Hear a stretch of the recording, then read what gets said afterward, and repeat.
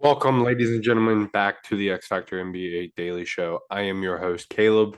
We're in for another great night of games from last night to get into, and only two games tonight. So, pretty easy night in the NBA, easy watch. But before we get started, don't forget to like, comment, and subscribe. We got a lot of ideas, a lot of things coming your way if in the X Factor Nation. Tell some friends about it. Let's get this thing rolling. First game we'll get into here is the Washington Wizards defeated the Philadelphia 76ers 121 to 111. For the 76ers, we saw Tyrese Maxey have another solid night, 32 points on 11 of 20 shooting. Played 43 minutes. He had, Tyrese Maxey continues to improve and improve for the 76ers team. And I think it's a good sign for them, but they also need to figure out how to get all of their star players going at the same time. We did see James Harden, though, have 24, 5, and 10, 8 of 18 shooting. He did end up with a right foot injury, I do believe. He will be out for a month. So I'm very interested to see what this 76ers team does. Do they try to make a trade? I know it's really early in the season, but as we'll get into with a video coming out soon, so stay tuned. There's a lot of teams with a lot of guys that have trade potential that I think the 76ers team could go after to try to bring some firepower off the bench. So I'm interested to see that because George Niang had 13 and Daniel House had 12. No Joel Embiid again last night. And for the Wizards, Bradley Beal had a good night, 11 to 17 shooting, 29 points and 5 assists. And Kristaps Porzingis continues to have a solid season. He's kind of gone under the radar. I know I haven't paid attention at all. 30 points and 9 rebounds for him, 9 of 13 from the field. Great shooting there. Um, Rui Hachimura with 10 and 10 off the bench as well. Kristaps Porzingis is a guy that when he's playing, he's very good, but it's always a matter of can he play over 50 games in a year? And I think that's such a big question to be answered that it's tough. Last night, my prediction of the game of the night was the Boston Celtics at the Cleveland Cavaliers, and it did not disappoint in the slightest. Boston lost 113 to 114 in overtime. If you watch this game, you know how great it was. The two young studs for Boston showed out. Jaylen Brown had 38 and 4. Jason Tatum had 26, 12 and 6 with 4 blocks. Al Horford chipped in with 12 and 12. Malcolm Brogdon had 15 off the bench. And for this Cavaliers team, Donovan Mitchell had a great night. It was probably one of his worst nights of the season. 11 to 27 from the field, 40%. So not fantastic, but not terrible. Um, and if you watch, he struggled. He continued to struggle throughout the game. But one thing that I think always stood out with Donovan Mitchell from a couple years ago and what we saw last night was when they needed him in the clutch, he stepped up and was able to provide. Darius Garland was back first game this season. He had 29 and 12 of 9 of 20 from the field. Evan Mobley with 15 and 7. Jared Allen with 14 and 14. Karis LeVert with 15. And one guy I do want to highlight for them is Dean Wade. He only had 6 points, but his defense he made it difficult for Tatum and Jaylen Brown at certain points. And I really like that. I really like this Cavs team. They're so much fun, led by Donovan Mitchell. We saw the two young backcourt together for the first time, and it didn't disappoint. And I would listen to arguments of Donovan Mitchell is the best two guard in the NBA. I'm not convinced, but if someone was and they try to persuade me, I would sit down and really give it a listen nonetheless. The Miami Heat came out on top against the Sacramento Kings, 110 to 107. And if you saw the highlights from this game, you saw Tyler Hero's game winner. Got away with a travel, but no big deal. 12 of 21 from the field. He had 26 and 12. Bam Adebayo had 20 and 11. Kyle Lowry had 22, 5 and 7. No Jimmy Butler last night, and it's this one of the things I like about this Heat team is when Jimmy Butler or Kyle Lowry are out, they have other guys that can step up. And we saw that last night with those three guys all scoring above 20 points. Bam's kind of having an off season, in my opinion, up to this point. He's kind of disappointed me a little bit, but I'm hoping he can continue to pick it up and play better throughout.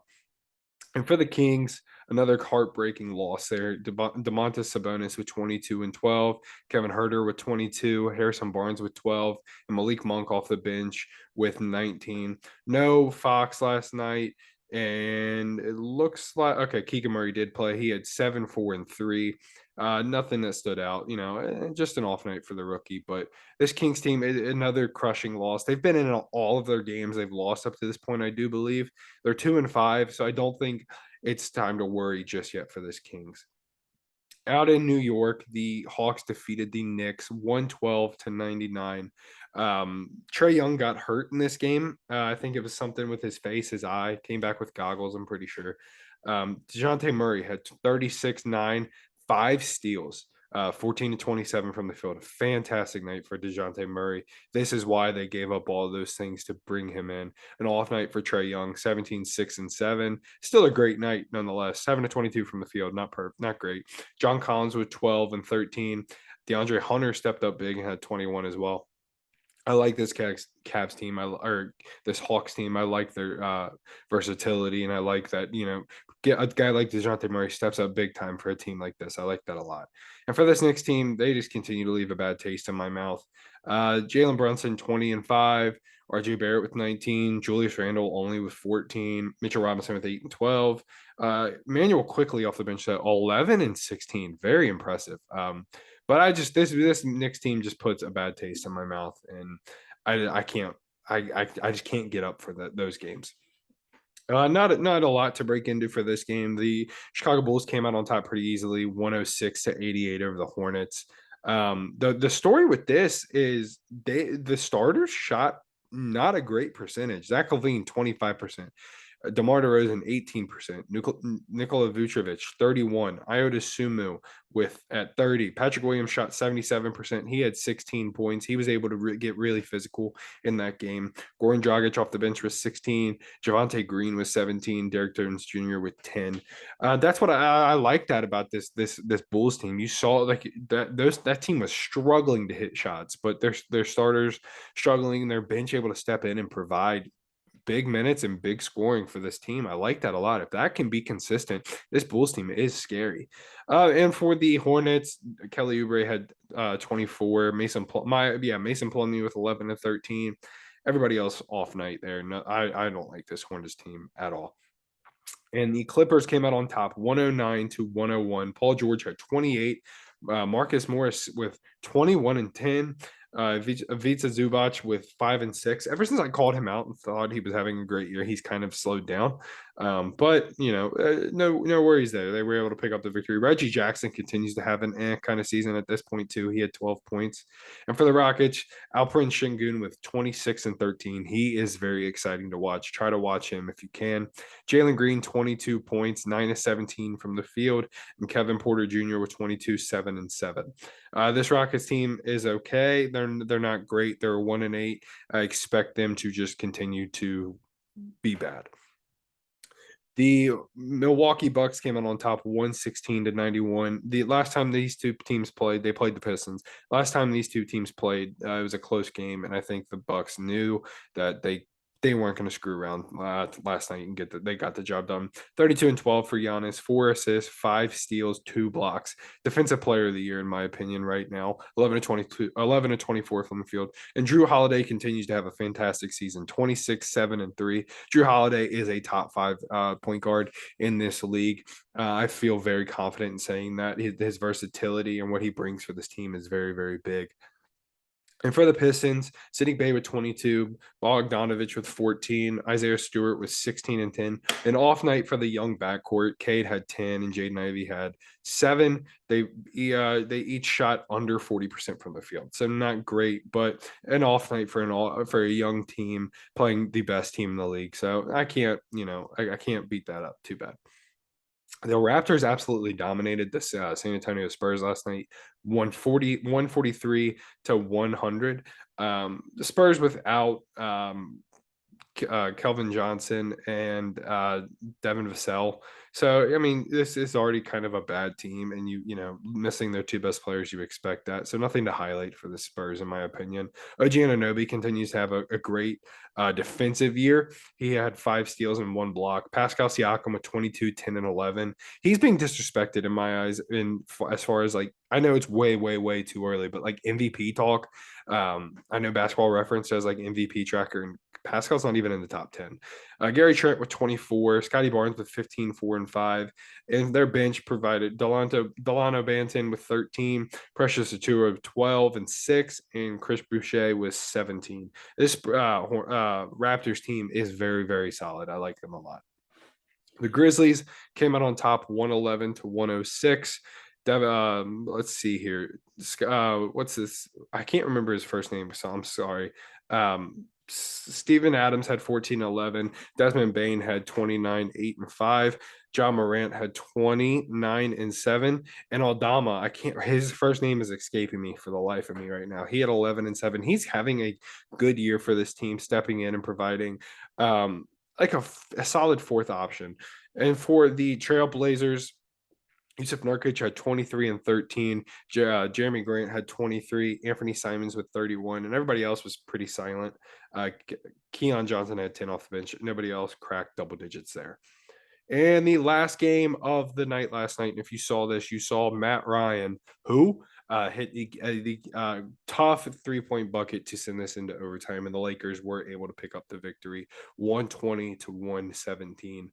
LeBron James had 20, 10, and 8. Anthony Davis, 20 and 16. Lonnie Walker with 28. He's having a good year for this Lakers team, providing a solid third option for this team up to this point. And Russell Westbrook, another game off the bench. He's having a good year up to this point now. I think it's safe to say now that he's coming off the bench. You know, he was obviously having a bad year when he was starting. He had his struggles, but now he's, got momentum rolling.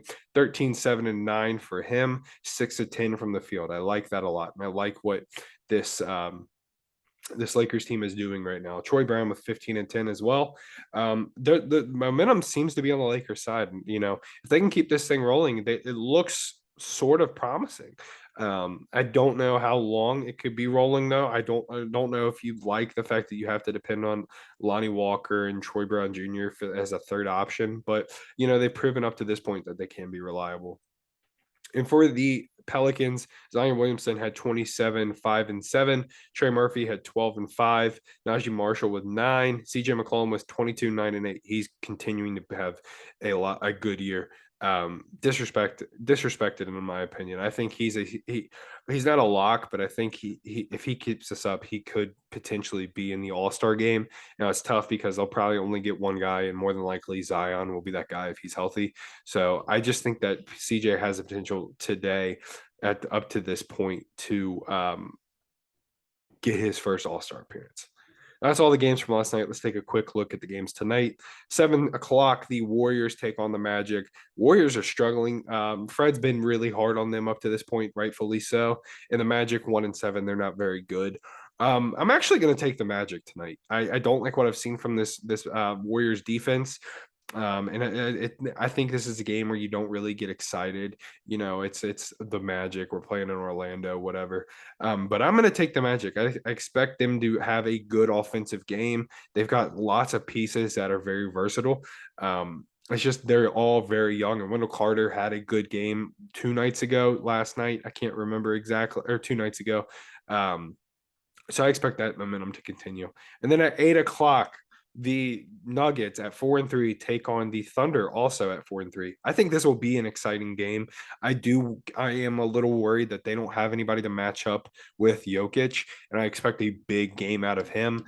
But I mean, from one MVP to potentially another, I'm just kidding, obviously. But Shai Gilgeous-Alexander is very exciting. Go out of your way to watch that game if you can. But that's all we got for tonight. Only 2 games. Absolutely no reason to not sit back, relax, and watch some good basketball. Until then, we'll see you guys tomorrow. Have a good night.